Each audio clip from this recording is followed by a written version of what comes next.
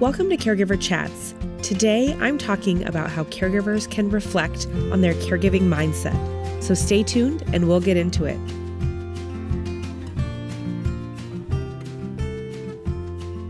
Hi, Dr. Lakelyn here. I'm a gerontologist and caregiving advocate for Home Instead, an honor company. Today on Caregiver Chats, we're talking about reflecting on the caregiver mindset. But before we dig in, I have an important milestone to celebrate. Today marks Caregiver Chat's 1-year birthday. Woohoo! I wanted to take a moment to thank you all so much for tuning in. Whether you've been here from the very beginning or if you've recently joined our Caregiver Chats community, I am so glad you're here. We've covered a number of topics and I would love to hear what else is on your mind. Please email me with your questions or ideas for future episodes. My email address is caregiverchats@homeinsteadinc.com. That's caregiverchats@homeinsteadinc.com. I look forward to many more episodes to come. All right, back to today's topic.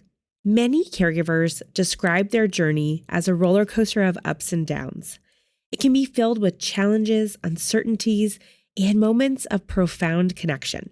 It's also a journey marked by love, sacrifice, and resilience. Sometimes when you're in the throes of day-to-day care, it can be helpful to pause for a moment and reflect on all that has gotten you to this point as a caregiver and assess what lies ahead. It's also so helpful to assess your mindset and make adjustments as needed. I'm excited to talk more about this topic today with Dr. Blight, an author and expert in caregiving. He is the founder of Caregiving Kinetics, which provides services, supports, and solutions for organizations and family caregivers. He has some really interesting insights and models to support family caregivers, and I'm excited to talk with him more today. Welcome, Dr. Blight. Thank you so much for joining us. Hi, Lakelyn. Thank you for having me. Oh, the pleasure is all mine. I'm really excited to dive deeper into our topic today. I would love, first of all, for you to start out by just telling us a little bit more about yourself. And I know just from knowing you for some time now that you also have some caregiving background. So if you wouldn't mind sharing a little bit about that so our listeners can get to know you, that would be great. Yeah. So years ago, I worked in the federal government. I was in the Medicaid program, writing healthcare policy for elderly and disabled people. But I didn't understand a lot about what it meant to be elderly or disabled, if I'm being honest, Lakelyn. That changed when my mother-in-law unexpectedly got a brain tumor. And we were thrust into the family caregiver role. My wife and I were sandwich generation caregivers. We were raising a young family at the same time as we were caring for my mother-in-law. And we did that for 5.5 years. And she lived with us for a good amount of that time. And it was very, very hard for us. And to be honest, I had no idea what I was doing as a family caregiver. I was not a very good family caregiver, I think, but I did my best. I muddled through, as many family caregivers do, but that experience really changed the direction of my career. And I left Medicaid to become a part of the Home Instead network. And that's where you and I met many years ago. And I was a franchise owner with Home Instead and served families throughout the northern Shenandoah Valley of Virginia, the eastern panhandle of West Virginia. And then I sold my business about 6.5, 7 years ago. And since then, I've been working with family caregivers across the country. I wrote a book and do workshops and speeches and things like that to family caregiver groups and professional caregiver groups. And I study caregiving as a phenomenon of social science. I do not profess to be a gerontologist because my degree is not in gerontology. My degree is in learning, and I like to look at caregiving as a transformative learning experience. And I'm a faculty member at Shenandoah University these days.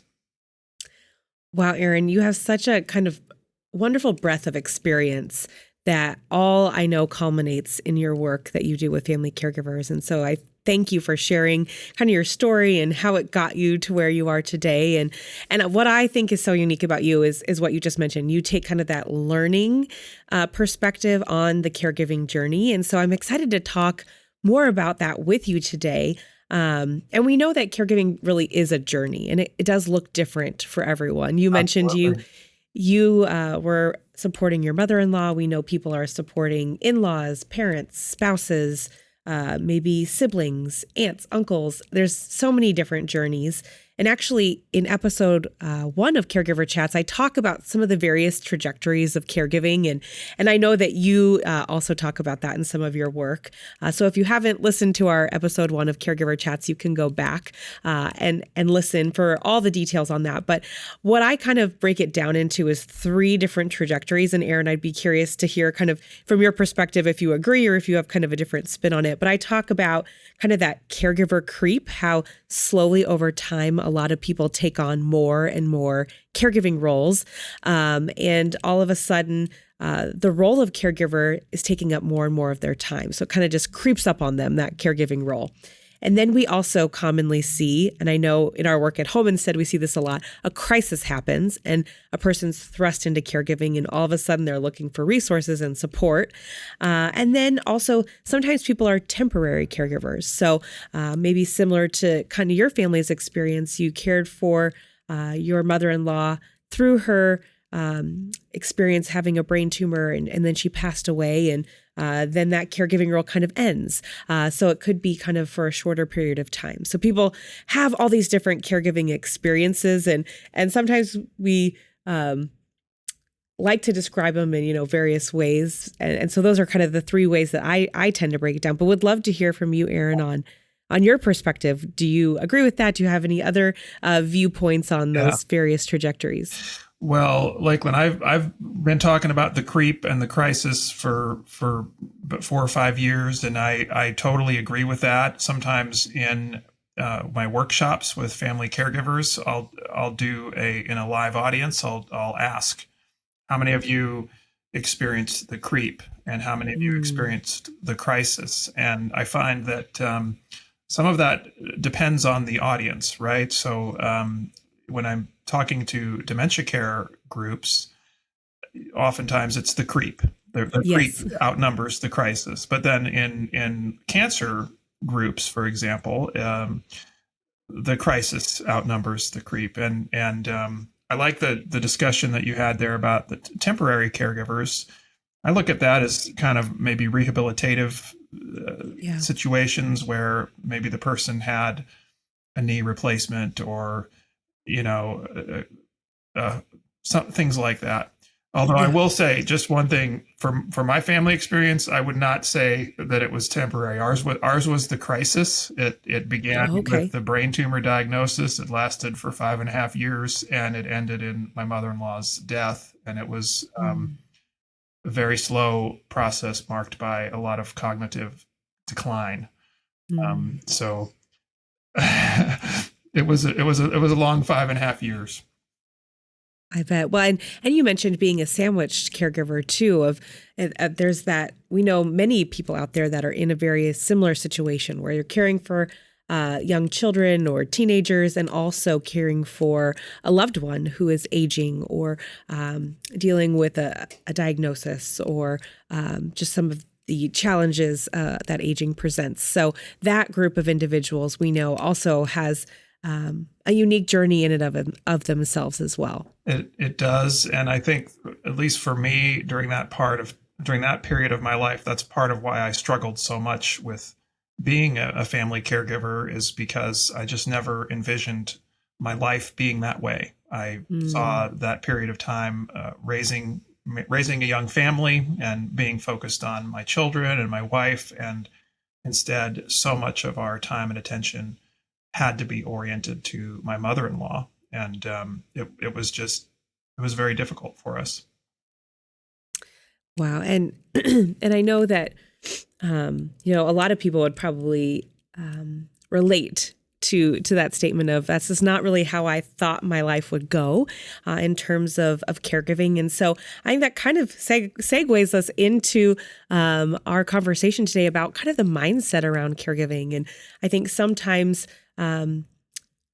in just, reading your blogs and learning about the work that you do, sometimes if we can change our mindset or reapproach the way we look at our caregiving role, it can help us continue on that caregiving journey. If we see it from maybe a new perspective, or we consider, what we need as caregivers to continue to support us in this role. If we never thought we'd be here, okay, let's think about where we are and what we need to continue to move forward. And what I love in a recent blog, and we'll link to it in the show notes that you have on your website, you talk about kind of graphing the caregiving journey and how that can be helpful in caregivers kind of realizing how caregiving has impacted their life. So can you talk more about kind of graphing your caregiving journey and how that can be beneficial for caregivers? Yeah. So I'm always trying to think about different ways to represent the caregiving experience and insights that you can gain from that. And so I was thinking about a study that came from the Rand Corporation about 20 years ago about the trajectory of decline among people at end of life. And the Rand Corporation kind of they used a graph to demonstrate how a person's health could decline over time, and they kind of broke people up into three different groups. One is people that have kind of a slow, steady decline over time, and those are people that maybe have old age, senescence, frailty, things like that, maybe dementia. Another group would be people who are relatively healthy, but then experience a rapid, kind of sudden decline because of maybe a terminal condition like cancer. And so their graph might look like it's relatively healthy, high. If health is on the axis, health is good and high, and then suddenly you have this precipitous drop off, and then approaching the person's death.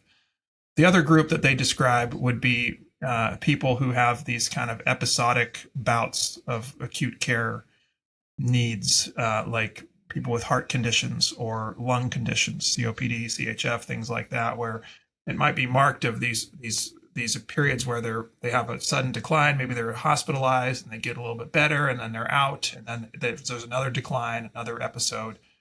And so it's this kind of up and down, but if you just draw the overall slope of the line is downward, right?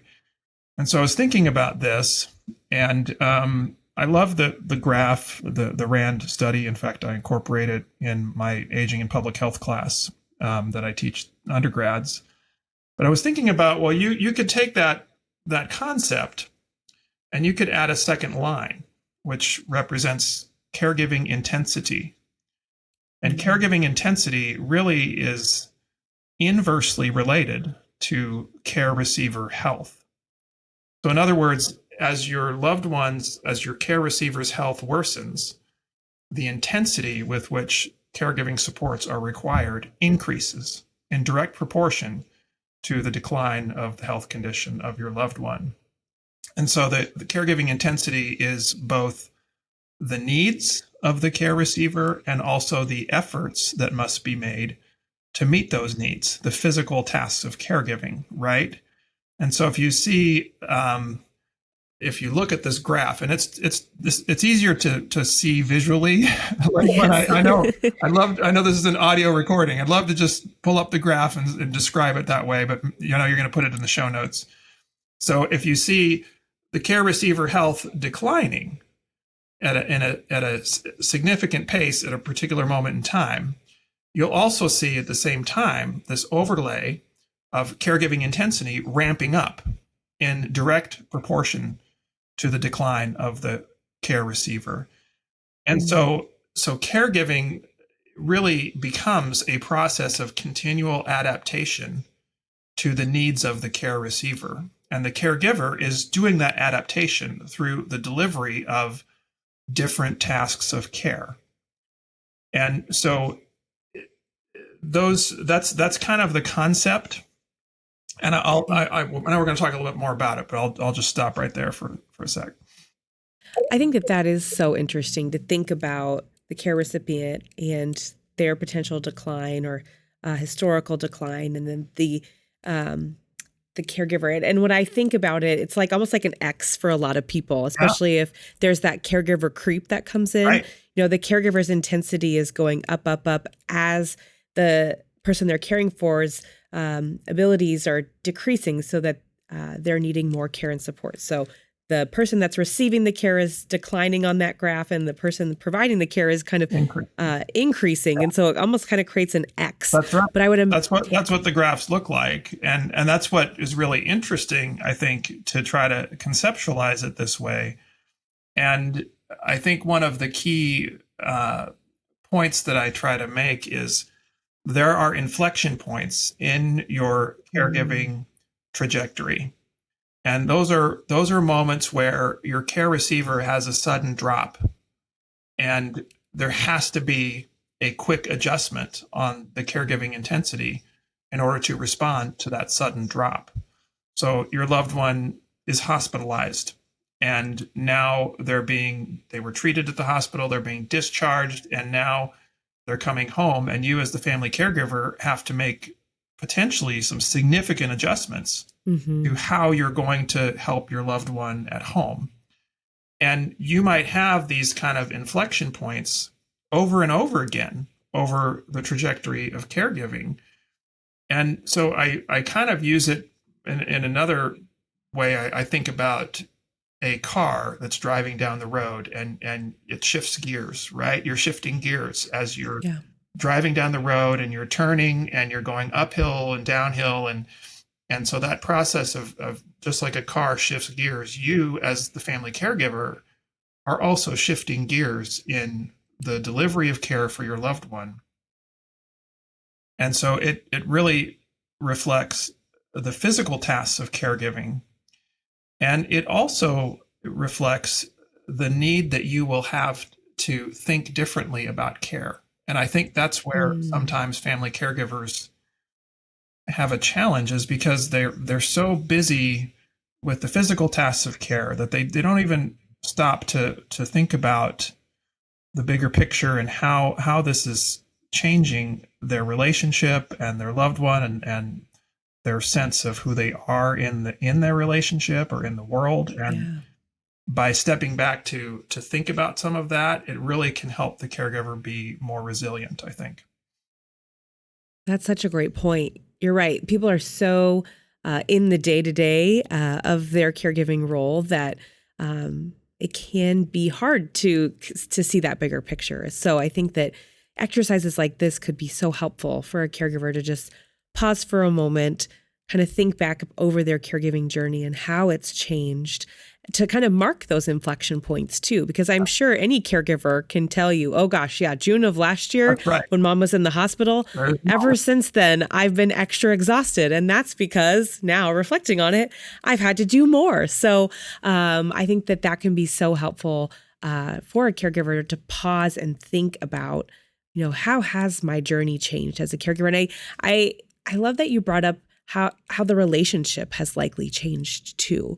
You know, we both have talked about that caregiver identity change theory, where you kind of morph from a family role, a familial role, into a caregiving role. And so as your time as a caregiver increases, your time as a family member feels like it's almost decreasing, like you're less of a wife and more of a caregiver, or less of a daughter, more of a caregiver. And that can be hard to navigate, that kind of change in relationship and dynamic. And I think what is interesting is if you introduce some supports in your caregiving, you might be able to kind of recapture some of that family role if you're not having to do as many of the hands-on tasks by hiring a company like Home Instead to come in and help, or if your loved one makes a move to a community setting, that community is taking over some of the care, so maybe you can get back some of that family role. But for those that are, you know, caring day in and day out, they are feeling that shift, and they might not realize it until listening to this podcast and hearing us talk about it. So I'm really glad that we're discussing this and helping caregivers think through that. Yeah, the family caregiver identity theory, it came from applied gerontology from Rhonda Montgomery and Carl Kozlowski. And I love sharing that with family caregivers. For me, it's something that I learned about in connection with my literature review when I was doing my doctoral dissertation. That's where I discovered the theory, the research of Montgomery and Kozlowski, and it just blew me away. Honestly, it helped me to really understand why I struggled in the family caregiver role personally. And after learning it, I started just whenever I was meeting with a family caregiver who was struggling in my home care business. I would sit down and use the theory. They have little pie charts to describe it. Yeah. I would draw them out and talk about it. And invariably, the family caregiver would be like, "Oh my gosh, that's my life. Yeah. That's why I'm having such a hard time here." So I appreciate you also sharing that with family caregivers. I think it's really important.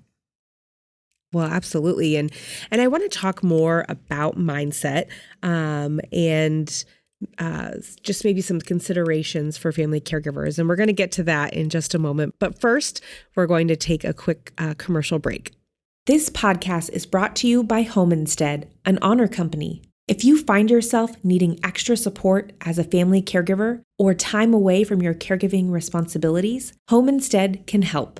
Our home care services are delivered by compassionate care professionals and range from personal care, meal preparation, and medication management to Alzheimer's care and hospice support. Visit homeinstead.com to learn more and to find a location near you.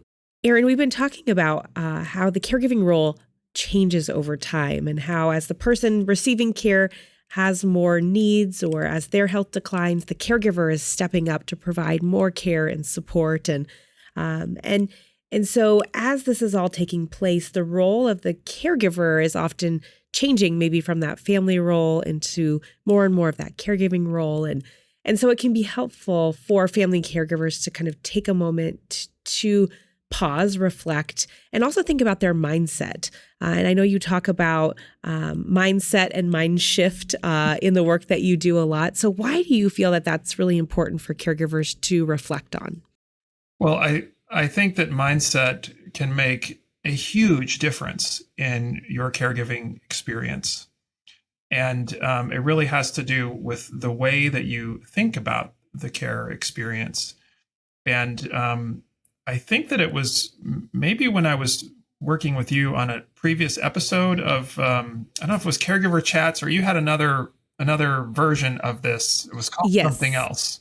It was a video version of this. Oh, okay. Yeah. So we were talking about this earlier, and I was just thinking about the word mindset and trying to use kind of a metaphor. And I thought about the metaphor of setting a clock. Mm. And so if you think about, I mean, and the word mindset, it's two words. It's mind set, right? You set your mind, and well, what else? You set a clock as well. Right. And so what do you do when you set a clock? Well, you adjust the clock to align with the present moment.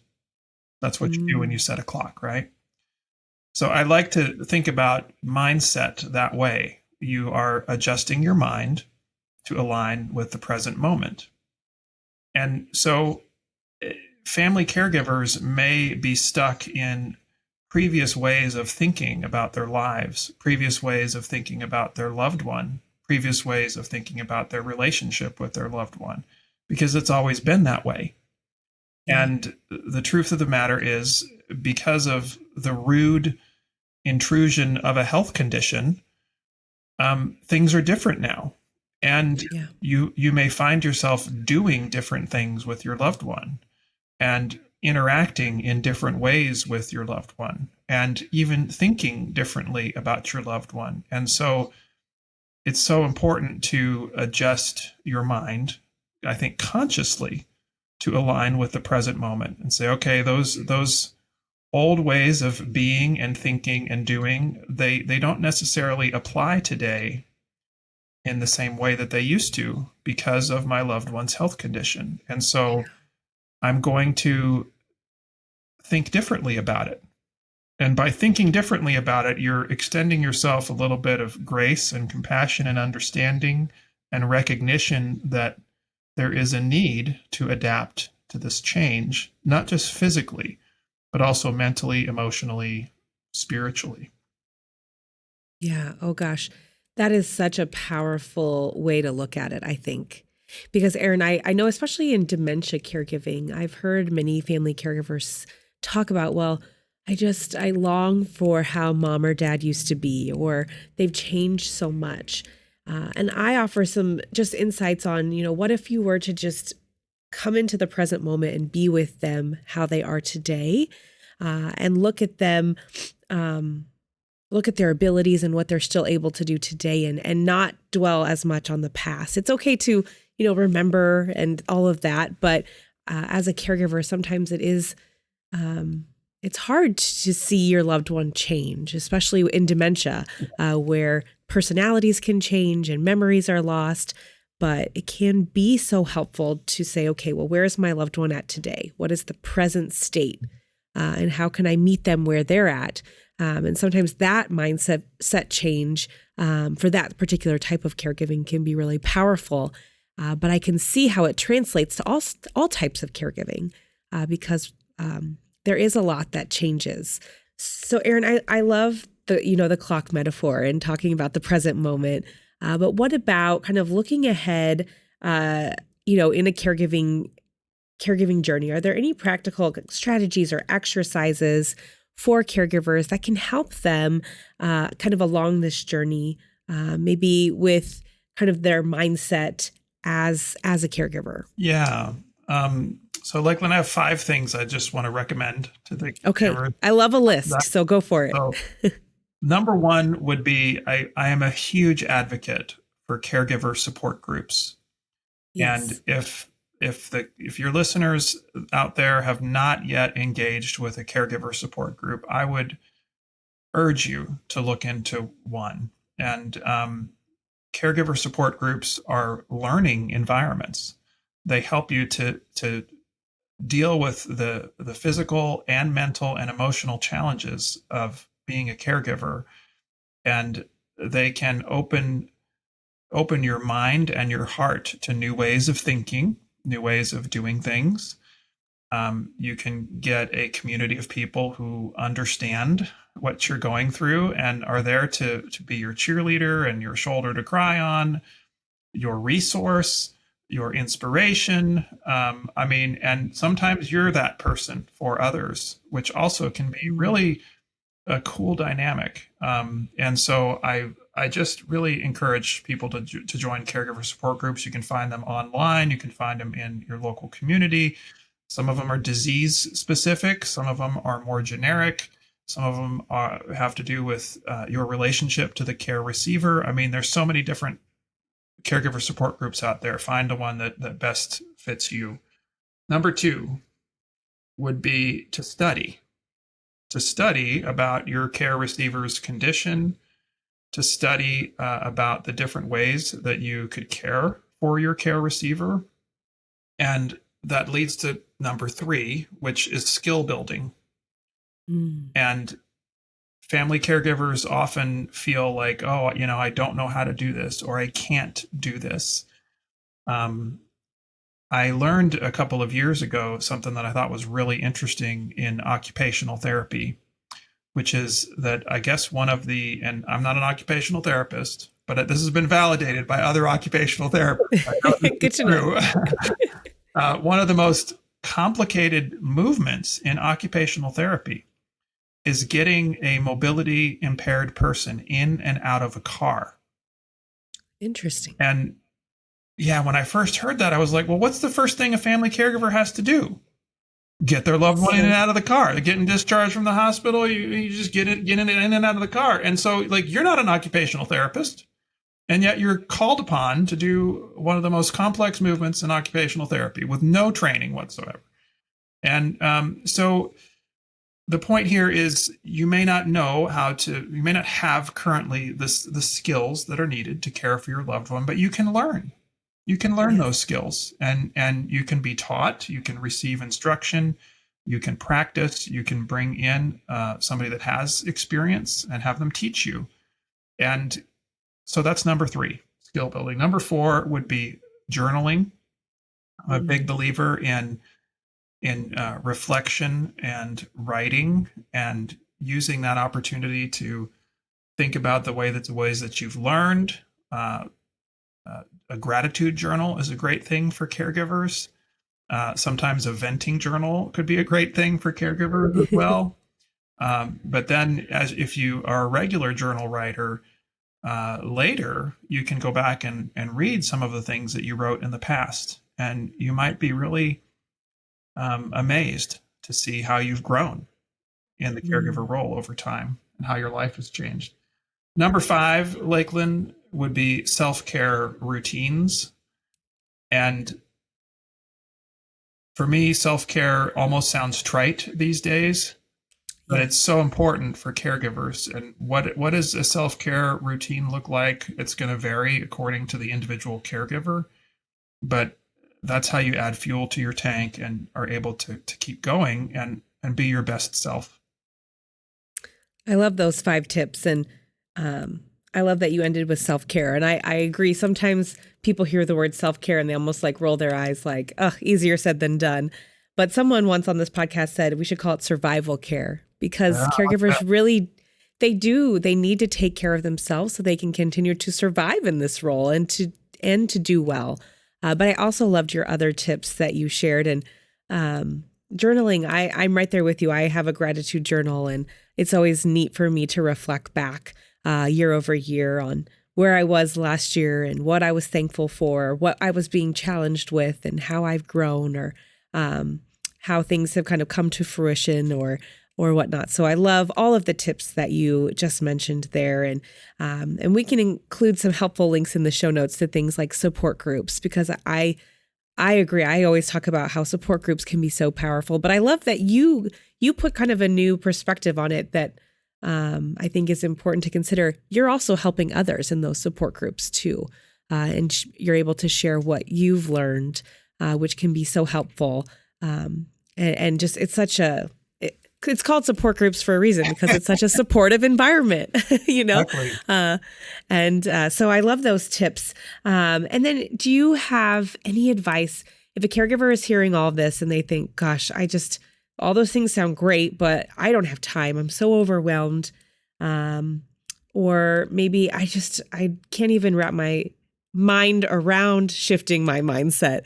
Do you have any thoughts or tips for them on how they can approach all of this as they're caregiving? Um, I think that one thing is to extend to yourself some compassion and Mm, grace. I know that caregivers can be very hard on themselves, yes. and that same level of grace and compassion that they extend to their loved ones, they rightfully ought to try to extend to themselves. And sometimes the way that you grow and the way that your mind shifts through the caregiving experience, it may not be evident to you today. It only Mm, comes after a period of time and is evident in reflection. And so you may, and sometimes it's like a jolt. You suddenly realize, oh my gosh, I'm different now, and the way that you think about things might be different now. And in the caregiver mind shift model, that's represented. Um, but for an example of that might be the way that you think about treatment for your loved one. mm, A lot of times, family caregivers initially want to go for aggressive treatment, and they want to do everything possible to heal their loved one, to cure, to fight. And you may find yourself over time changing your mind about that. You may reach the point that treatment options aren't so attractive anymore. It may, mm, may be more about quality of life and making the most of the time that remains with your loved one. And that's another example, time spent with your loved one. You hear how family caregivers cherish that time, especially in those waning days with their loved ones. But I've also heard some family caregivers that don't think time with their loved one is as important as it used to be. And so these are just examples of how your thinking changes over time. And it may not be until later that you realize, yeah, I really am viewing this differently today. Thank you for sharing that, Erin. And yeah, I think that in so many areas of our life, when we're able to reflect back, we see maybe the silver lining, or we see how we've grown. And so if a caregiver is listening today and they feel like they're in the thick of it, and they can't really see the bigger picture or see the forest through the trees, just know it's okay. You'll get there someday. I think, to your point, Erin, caregivers are so quick to be hard on themselves. And we just need to remind caregivers that they are doing the best that they can with all the given information. And I think, if caregivers are taking away some information from today's podcast, hopefully it's that just pausing to reflect on where they've come from in their journey, and hopefully evaluate, are there things that I need that I can continue on in this role? But wherever they're at, no, it's okay. It's not like they're behind or anything of that sort. Everyone's journey is so unique and individual. And I think for me personally, that's why I really enjoy supporting caregivers, is because everyone's situation is so unique, and everyone has their own story to tell. And so that's why one of the many reasons I continue to do this podcast and to talk to experts in the field of caregiving, because it's just really, really fascinating to me. And so I just appreciate all of the work you're doing, Erin, to share your various models and theories, and continuing to support family caregivers. And to kind of wrap up our conversation, is there any kind of last piece of advice, or if caregivers could kind of remember one thing from our conversation today, what would that be? Well, I was just listening to you, Lakelyn, and just thinking about your passion for supporting caregivers, and what a great job you do in helping them and doing things like this podcast, and then raising awareness of the circumstances and the needs of family caregivers everywhere. And I just want to salute you as well, and thank you for your passion and your mission-driven focus on family caregivers. I think it's awesome. Thank you.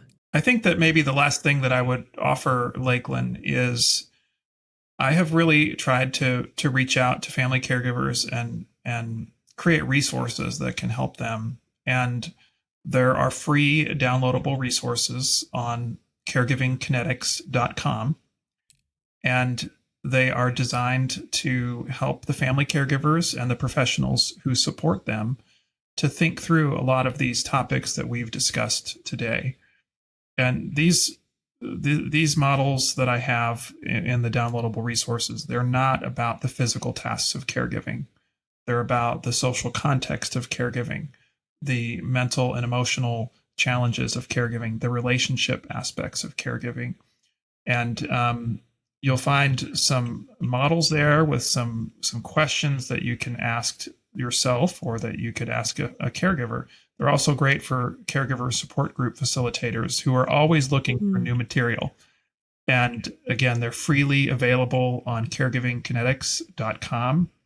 And I just hope that they're useful to the audience. Thank you for sharing that, Erin. I was going to get to mentioning your website here towards the end. It's so many great resources. And I also I'm on your newsletter list. So if you're listening and want to stay connected with Erin, definitely check out his website, subscribe to his newsletter.